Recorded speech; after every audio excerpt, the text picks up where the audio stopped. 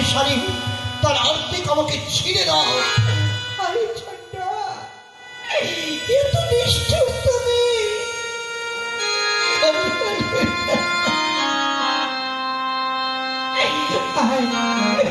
আয়ুরে আমাকে বিষাদটা বিশ্বভূতাসন আগুন যখন তোকে স্পর্শ করবে না, তখন আমি তোকে ছুঁড়ে ফেলে দিই ওই নদীর শীতল জলে। কি করছো? কি করছো তুমি? উপায় নেই ঠান্ডা, এছাড়া যে আর কোনো উপায় নেই। আগুনে যাকে স্পর্শ না করে তার স্থান হয় নদীর শীতল জলে। রাখো রাখো রাখো, আমি আমি তোমার ছেলে সব কাজ করছি। তোমার জয় হোক ঠান্ডা, তোমার জয় হোক। আচ্ছা, কি রোগ হয়েছিল তোমার ছেলে? রোগ নয় ঠান্ডা, তবে সর্বনাশ। সর্বনাশ। তুমি চিকিৎসা করাওনি? কে চিকিৎসা করবে? আমি সর্বহারা, আমার যে কেউ নেই। বুঝতে পেরেছি, নিশ্চয়ই তোমার নিষ্ঠুর স্বামী তোমাকে ফাঁকি দিয়ে চলে গেছে, তাই না? চন্ডাল, ছি চন্ডাল ছি। কাকে তুমি নিষ্ঠুর বলছো চন্ডাল? আমার স্বামীর মতন স্বামী এ জীবনে কোনো নারী পায়নি চন্ডাল। আজ ভাগ্য দোষে আমি সর্বহারা, কিন্তু আমার স্বামীর কোনো দোষ নেই চন্ডাল। ক্ষমা করে ভদ্রি, ক্ষমা করে। আমি না বুঝে একটা অন্যায় কথা বলে ফেলেছি। জানো, আজ আমার মনটা বড় কাছে, মনে হয় আমার একটি মহারত্ন হারিয়ে গেছে। চন্ডাল, এখন এইরকম এইরকম আমার একটি সন্তান ছিল, অনেকদিন তাকে দেখে। চন্ডাল, রাতের গাঢ় অন্ধকারে তোমাকে স্পষ্ট দেখতে পাচ্ছি না, কিন্তু কণ্ঠস্বর শুনে মনে হচ্ছে এরকম হবে তার বয়স। আমার স্ত্রী। চন্ডাল, না না না, ভুল, মায়া, নিয়তির খেলা। এসে এসে বলো, ভাবের খেলা তোমার ফিরে গেছে, তাই এসো আমার। কার জন্য কাঁদছ ভাগিনী? কার জন্য কাঁদছ? এই সংসারে কেউ কারো নয়, মায়ার খেলা, দুদিনের সম্পর্ক। সবাই সবাই একদিন ছেড়ে চলে যেতে হবে পৃথিবীর মায়া ছেড়ে। আজ তোমার ছেলে বলেছে, কাল তুমি যাবে। এই যাবি শত শত সপ্তাহের জীর্ণবস্ত্র ছেড়ে ফেলে দিয়ে তাকে চুপ দিয়ে জ্বলন্ত চিতায়। আমি একদিন চলে যাবো এই জ্বলন্ত চিতা।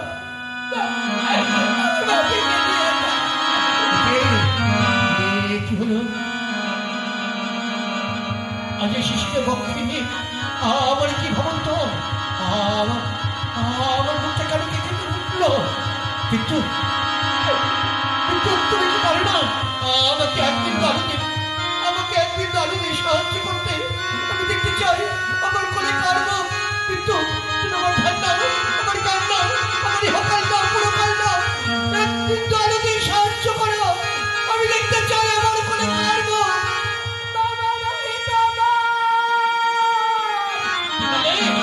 কি বলে তুমি?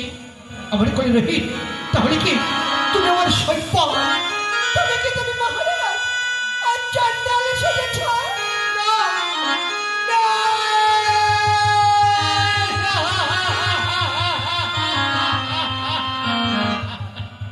আমি যেতে দেবো না, আমি কিছুতেই যেতে দেবো না। রহিত, বাবা রহিত, একটিবার কথা বল বাবা, একটিবার কথা বল। পরে দুর্জয় শত্রু আমার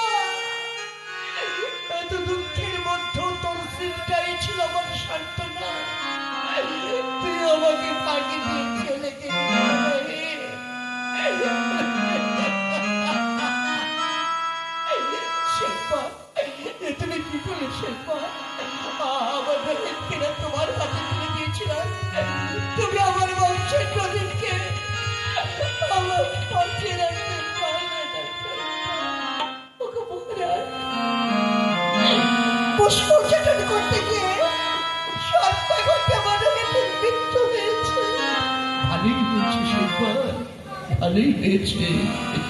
বেঁচে থাকলে আর কি হতো বলো?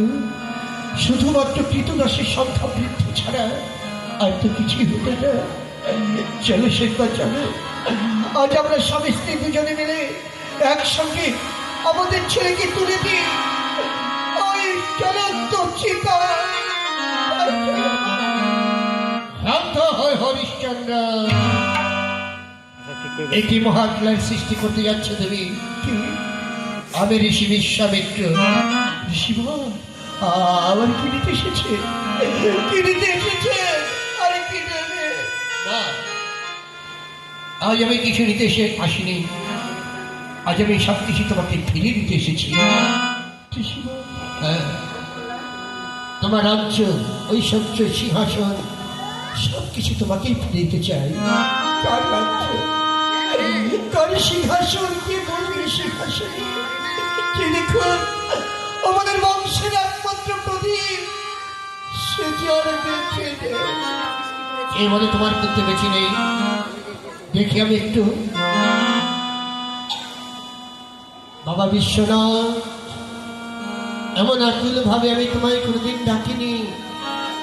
আমার স্বাভাবিক আছে সব জাত জগৎ সংসার আমাকে চণ্ডাল বলে ধিক্কার দিক, তবু আমার কিছু যা আসে না। যদি আমার এক বিন্দু সাধনার ফল থেকে থাকে, সেই সাধনার ফলে আজ কাশীর মহাশাসনে হরিশ্চন্দ্রের পুত্ররহিতস্য পুনর্জীবন লাভ করো, পুনর্জীবন লাভ করো, পুনর্জীবন লাভ করো।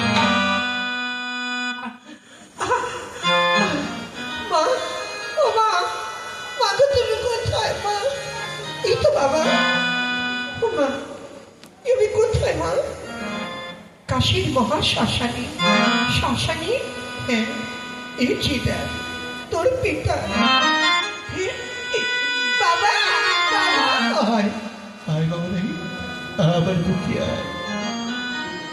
হরিশ্চন্দ্র, এবার ফিরে চলো তোমার অযোধ্যা ভবন। ক্ষমা করবে ঋষিগণ, আমি যে নিজেকে বিক্রয় করেছি। আমি এখানে কৃতদাস, তার অনুমতি ছাড়া আমি কেমন করে যাবো বলে?